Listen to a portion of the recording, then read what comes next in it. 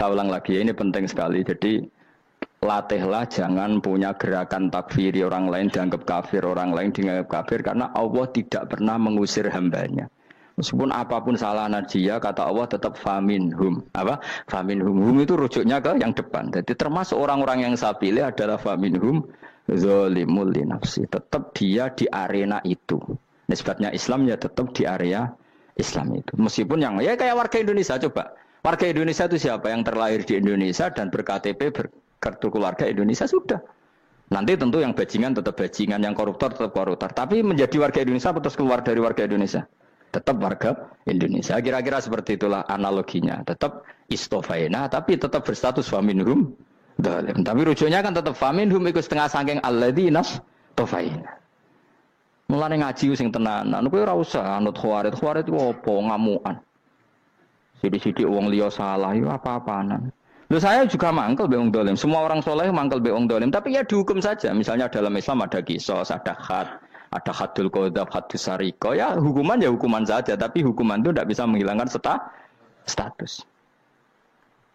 Ya sama seperti manusia tetap manusia, meskipun apapun dia ya manusia. Ya tadi misalnya manusia itu siapa? Ya manusia itu ya manusia. Terus kamu bikin orang yang standar ideal manusia adalah yang berperilaku baik, yang nggak pernah salah. Kemudian kalau Zaid itu maling berarti tidak manusia. Terus mbak Rani apa? Ketek. Tidak bisa, makanya kembali lagi dinul aja. Kamu bikin definisi manusia itu tidak usah seangkuh itu. Manusia seperti ini manusia ya sudah, maling ya manusia, orang soleh ya manusia, orang sedengan ya manusia. Lelaki itu apa? Yang punya alat kelamin penis itu lelaki, titik sudah. Sehingga nanti warisannya ya dia lelaki. Sholatnya dia bergaya. Kamu tidak usah bilang gini, lelaki adalah yang cakap memimpin, yang maco, yang kuat. Jika kalau tidak seperti itu namanya perempuan. Terus kamu membolehkan yang seperti ini jadi makmumnya perempuan. Imamnya perempuan sing maco. Kacau enggak kalau agama nuruti logika-logika itu? Enggak jawab aja. Kacau. Lalu lucunya sekarang banyak kecerdasan yang mengarah ke sana. Makanya agama ini jadi kacau. Karena sudah ada dinul ajais. Agama ini agama ummi. Ya agama ini agama ummi. Kata Allah huwallazi ba'atsa fil ummiyin. Ummiyin itu lugu itu polos. Jadi kalau orang polos misalnya gini, ini apa? Kira-kira kalau jawab orang polos ini, jam. Bagus kan jawab jam. Jam untuk apa? Penunjuk waktu ya sudah seperti itu. Tapi kalau orang engkek, ini itu apa jam? Itu barang murahan. Bulat kan oleh jawab. Mau numpak mobil carry itu apa? Itu black melaku. Yang mobil itu Alphard. Jadi kacau. Enggak boleh agama dibawa ke sana. Apa? Agama di sana dibawa ke sana. Nah itu madzhabnya ahli sunnah apa? Wal jamaah. Ketika Rasulullah ngendikan la yu'minu ahadukum hatta yuhibba li akhi, ora kok diarti ini ora iman. Sehingga yang menyala itu tidak iman, tidak seperti itu cara mengartikan ahli sunnah wal jamaah. Karena status itu tidak pernah hilang. Yang hilang hanya kesempurnaannya. Paham ya? Kesempurnaan kita jadi manusia hilang karena kita maling, karena jadi koruptor. Tapi tetap kita manusia. Kesempurnaan kita sebagai orang mukmin hilang kalau kita fasik, tapi kita tetap mukmin. Paham ya? Makanya setiap hadis gitu kata ahli sunnah la yu'minu imanan kamilan. Wis dong ya. Dong. Ya terus alhamdulillah subhanallah. Ya doa alim mas malam rolikur. Malam Lailatul. Aku kadang yang melok goblok aduh. Saya tuh sering dididik sama bapak saya, sekumpul wong akeh kudu melok goblok guys. Makanya bapak itu kalau ada orang pidato, bapak kan juga nggak suka pidato juga, tapi ya kerso kadang-kadang, saya pun kadang-kadang kerso. Asal sing utus pernah guru, pernah sepuh kadang kerso. Nah, bapak nak bahas pengajian ngomongin balik dari bapak, malah bingung, ngomong apa wae. Coba kita dengan PD-nya bilang Lailatul Qadar itu 21 sampai berapa? 29. Lailatul Qadar. Warna iki malam Lailatul Qadar. Lalu Lailatul Qadar keren tuh karena apa coba? Karena nuzulul Quran. Lalu nuzulul Quran tanggal 17. Lalu Lailatul Qadar tanggal berapa? Oh, ada nih. Alhamdulillah. Tapi ini jangan jadi keiskalan yang masih itu jadi fitnah itu. Cara Gus Bak, ya cara Gus Bak cara Quran ngawur gitu. Sembrono. Memang aku tidak pendapat tentang Quran dan ayatnya seperti itu. Maka yang benar Lailatul Qadar itu kata ulama-ulama dulu orang yang beramal soleh Ya itu sudah anggap saja dapat Lailatul Qadar. Ora usah ndelok esuk-esuk ndelok srengenge blerengen ta ora. Nek ora blerengen berarti untuk Lailatul Qadar. Jan mendung kan blereng iki. Terus bengi angite sayup-sayup. Anggere dini hari ya sayup-sayup blok-blok aneh-aneh wae. Lah nek pikir sego ora, berarti wong laut gak tarah untuk Lailatul Qadar. Mergo segoro kidul langine bianter. Lah nek ning Dieng ya mesti sayup. Mau angin tok gunung wis kesel dadi ora sayup-sayup. Gawe ukuran ojo ngono, gawe ukuran ngono rak wong Dieng luwih ngrasa entuk Lailatul Qadar timbang wong Segoro Kidul. Segoro Kidul angine apa? Buanter. Padahal alamate piye? Sayup-sayup. Mana-mana. Maksudnya alamat ngono iku ora ngono, maksudnya ayat iku Kanjeng Nabi mbak dawuh ngono, maksudnya ora ngono. Wes dong ya. Ayo Lailatul Qadar tanggal aku seneng wong bodho. Kowe enak urip wis happy no? Happy. Ya saya ulang lagi ya. Jadi kejati dirian itu tidak bisa hilang dengan standar keidealan. Yang hilang itu standar apa? Keidealan. Misalnya kita maling ya eman lah sebagai orang mukmin kok maling. Warga Indonesia kok kriminal tuh eman, tapi dia tetap orang Indonesia. Orang Islam tetap Islam meskipun dia fasik. Sebab itu Allah ngendikan faminhum zalimul linafsi. Sebagian dari orang yang saya pilih dia adalah orang dolim. Ya dolim saja. Jangan kamu katakan kafir ya dolim saja. Dolim kira-kira maknanya kurang ajar, kacau, kriminal. Tapi kan tetap dia orang Indonesia. Paham ya? Ya tetap dia orang Islam. Tapi Islam yang dolim. Ya seperti saya sering cerita. Saya pernah ketemu orang alim melaku di Tuban. Iku pilih tanggamu, wong Islam kok doku, wong Islam kok doku umat Islam kok do mabuk. Ya tentu oknum ya. Tapi jari orang alim tadi, itu orang umat Islamku, Islam sing kumat. Jadi orang Islam itu hanya dua, umat Islam sama Islam yang kumat. Jadi kalau pas fasik ya Islam kumat. Kalau pas waras umat Islam. Ya sudah itu bolak-balik. Ya, jadi umat Islam. Jadi kalau di Jogja atau di Jakarta ada orang mabuk, itu berarti Islam sang kumat. Kalau pas ngaji, umat Islam. Tapi kadang orang yang sama, ya kadang umat Islam, kadang Islam yang kumat. Ya sudah seperti itu. Dan nanti pas diambil Allah, ya tetap statusnya dua tadi. Umat Islam dan Islam yang kumat. Jadi jelas ya. Jadi jelas sekali makanya orang Khawarij itu, kata Rasulullah syarrul khalqi wal khaliqa, ela-ela makhluk itu orang Khawarij karena dia menghilangkan status kejati dirian. Itu bahaya bagi kelangsungan negara maupun agama. Jadi misalnya kalau orang nyuwun sewu, misalnya ada orang kriminal di Indonesia terus dianggap gak warga Indonesia, terus mau dibuang kemana? Coba sama kalau semua orang Islam yang salah dianggap kafir, terus lalu mau kamu buang kemana? Padahal dengan kamu katakan kafir, artinya dia sudah tidak wajib sholat. Orang kafir tidak wajib sholat, tidak wajib puasa. Apa tidak lebih ngeri? Karena dia tidak berkewajiban melakukan ibadah-ibadah Islam. Berarti Anda lebih ridho dunia ini rusak. Ya misalnya Zaid karena megang patok kuburan atau melakukan dosa besar, kamu katakan kafir. Setelah kafir dia wajib sholat tidak? Tidak kan? Wajib puasa tidak? Berarti kan malah jura-jura. Karena mendorong orang keluar dari ring permainan kesalehan. Tapi kalau kita katakan Islam, kemudian kita bina. Kan ini jadinya aset. Dengan kamu katakan Islam artinya menjadi aset kan? Bandingkan kalau kamu katakan keluar. Paham ya? Makanya Nabi ngendikan ala umatku itu apa? Khawarij. Karena ini bahaya. Bahaya. Negara juga gitu. Andai kan kita berpikir ekstrim, yang melanggar negara tidak warga Indonesia. Yang demo tidak warga Indonesia, sing beda pendapat dengan pemerintah gak warga Indonesia, negara ini habis. Kehilangan 50% warga Indonesia. Ya biasa saja, yang salah ya salah, tapi tetap warga Indonesia. Kalau secara aturan hukum harus dihukum ya dihukum, asal objektif, asal adil. Kayak misalnya santri saya, yang santrinya Gus Bak itu siapa? Ya pokoknya sing ngaji. Kamu gak usah pakai definisi ideal, sing ngaji, sing paham, sing ora ngantuk, sing pinter. Yo ngiyai dul. Mana. Jadi nek sing bener piye? Sing santri Gus Bak piye? Ya sing ngaji. Lah sing piye? Ya pokoke anggere sing teko ngowah-ngowah ya melok mlebu. Ora paham yo ngaji, paham yo ngaji. Wong didelok kolange itu pokoke anggere sing teko ngono. Malaikat yo ora niteni sitok-sitok itu paham to ora iki. Malaikat itu ono sing drengki disalahno pangeran, kita jamin. Tapi bukan malaikat elit sing didrengki ora malaikat elit, malaikat awam napa? Masyhur itu kan. Innalillahi ta'ala malaikatan sayakhina fil ardi yabtahuna khilaqal dzikr. Terus Allah punya sekian malaikat yang tukang mencari-cari tempat dzikir. Khilaqul dzikri itu tempat-tempat halal haram, tempat-tempat ngaji. Kalau orang Toreko ya tempat wiridan oleh maknanya. Tapi kalau orang fikih maknanya tempat diajarkannya halal dan haram. Terus setelah ketemu orang ngaji, terus kata para malaikat sing apian, halumu ila buhyatikum, ini tempat kamu, ini orang ngaji.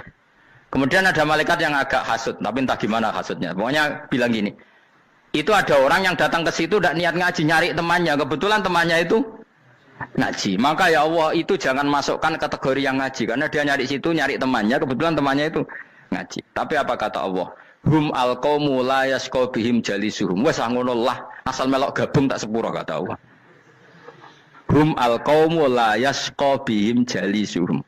Mereka adalah kaum asal ikut duduk saja, ikut nimbrung duduk saja dengan niat yang macam-macam, tetap tak ampuni kata Allah. Tidak penting niat ngaji ku hiburan, alternatif di bang ngomong sumpah ngadepi bojo. Wes gak penting kabeh. Soale anggere melok nimbrung sah.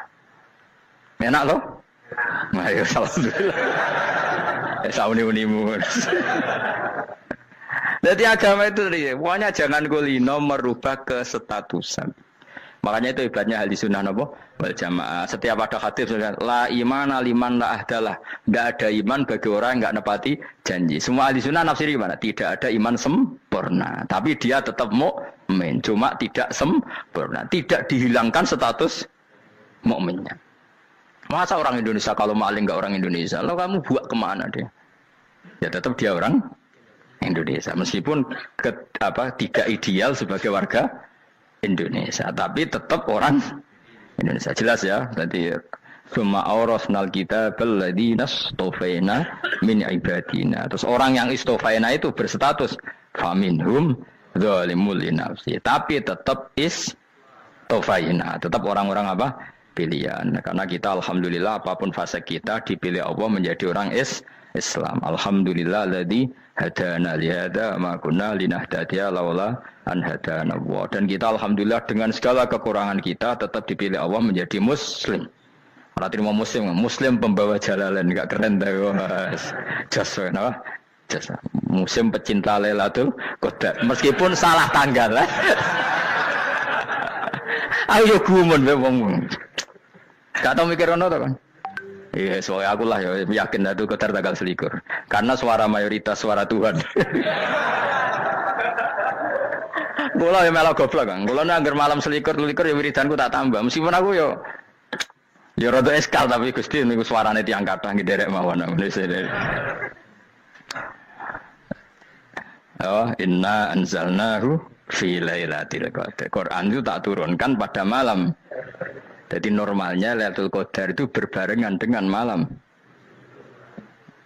Tapi ya serasa bu imani biasa lah. Yang mari fitnah, ngari wah.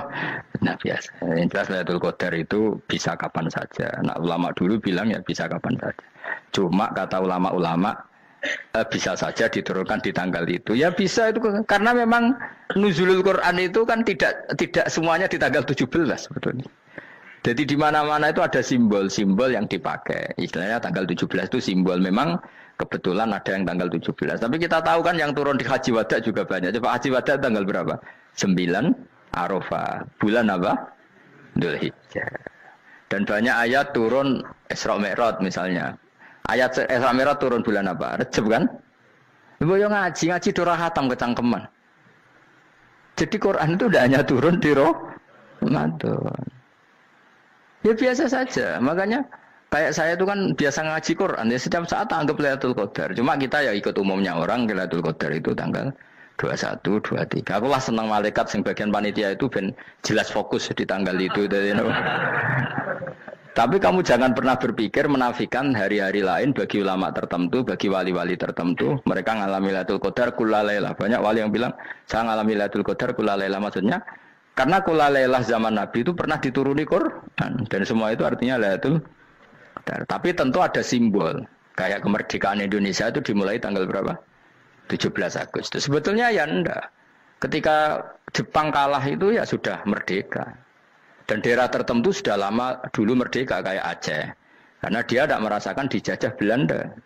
Daerah tertentu ada setelah diproklamasikan tetap berjibaku dengan penjajah. Banyak enggak ketika diumumkan kemerdekaan masih yang berjibaku ngelawan penjajah? Banyak. Tapi kita butuh simbol.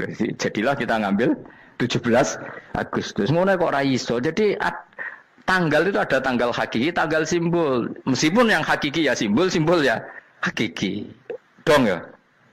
Alhamdulillah. Ayo kok pinter aku yo. Maksudnya ben kulino mikir, ben urip itu gak glonyar-glonyor ora jelas. Wah, kalau semoga goblokku barokah menang itu. Karena saya itu kenapa kok tahu goblok barokah itu gini ya. Satu supaya saya tidak takabur ya. Saya akan kecelok wong alim ben takabur. Dua aja wong goblok ya ono pinter ya, Mas. Kaya wong iku lho, kaya wong naik apa jenenge? Naik jambian 17 Agustus apa? Apa? Targane apa? Panjat Pinang. Itu kan nilainya hanya berapa yang di atas? Kira kalau di sini berapa nilainya? Kalau diuangkan 1 juta ada. 1 juta. Bagi penonton tuh kan gini. Cek goblok ya demi duit 1 juta grebotan kayak gitu kan gini. Wong barang angel kok dilakoni. Goblok banget kan gitu jare sing ra melok. Tapi ya delok seneng. Tapi kon melok ora gelem. Lah duit 1 juta ya tak rewangi gitu. Orang goblok ya gitu. Dadi wong alim ku angel. Wis ngerti nak angel, maka ora usah melok barang angel kan gitu. Berarti pinter gak wong goblok ku? Tak warai ya. Jadi wong alim iku angel. Maka saya menghindari barang angel. Menghindari barang angel itu satu kepintaran. Berarti orang bodoh adalah pintar. Tak warai. Jelas ya? Jelas ya? Alhamdulillah. Makanya kula niku kadang kok pinter kowe mbak aku. Karena kamu tahu ngalim iku angel, menghindari barang sukar itu pintar. Berarti wong bodoh itu pintar. Tapi pintar dalam kebodohan. Harus respect. Wong bodoh itu napa? Respect. Dia tahu ngapal Quran angel, ngapal hadis angel, maca jalalan angel. Suatu yang angel harus dihindari. Menghindari barang angel adalah kepintaran. Wes ngono ae. Dadi kadang-kadang lho GR, Gus Bab aku pinter aku. Kok iso? Dia tahu barang sulit kok dikejar. Itu kan satu kebodohan. Wes uni-unimu ngono dadi. Dan kau syukur dadi bodoh yang syukur karena ternyata punya sisi kepintaran juga. Dalam kebodohan kita ada sisi apa? Kepintaran. Mun kula terusno. Allah itu siapa? Alladzi ahallana darul muqamati min fadlihi. Alladzi rupane dat ahalla kang manggono sapa ladina ing kita darul muqamati ing omah kang dadi hunian. Aili qamati rumah sing dadi hunian min fadlihi krana mu anugrahe Allah. Nggih kula nyontokno bolak-balik ya. Semua ini kita di surga nanti berstatus lamanya-lama itu semua karena fadlnya Allah. Karena amal kita tidak cukup. Makanya Rasulullah pernah ditanya, ya Rasulullah betul orang surga masuk surga karena amalnya tidak, karena fadlnya Allah. Saya berkali-kali cerita dalam kitab-kitab tasawuf diterangkan ada seseorang yang enggak pernah maksiat, hidupnya taat. Kemudian ditanya sama Allah, kamu masuk surga karena apa? Saya karena enggak pernah maksiat, taat terus. Kata Allah, ya sudah kamu di sini aja 80 tahun. Ya kamu enggak apa-apa di surga sini berapa 80 tahun. Si Abid tadi, ahli ibadah tadi protes, katanya surga itu selamanya lama. Iya, kata kamu kan karena amal kamu di dunia kan hanya 80 tahun, umur kamu kan hanya 80 tahun, ya berarti surga kamu 80 tahun dong, karena kamu menganggap surga karena amal kamu. Fair kan? Amal 80 tahun surganya. Tapi kata jenengan surga itu selamanya lama, sing selamanya lama itu fadolku itu gak ada habisnya. Kalau amal kamu ada habisnya.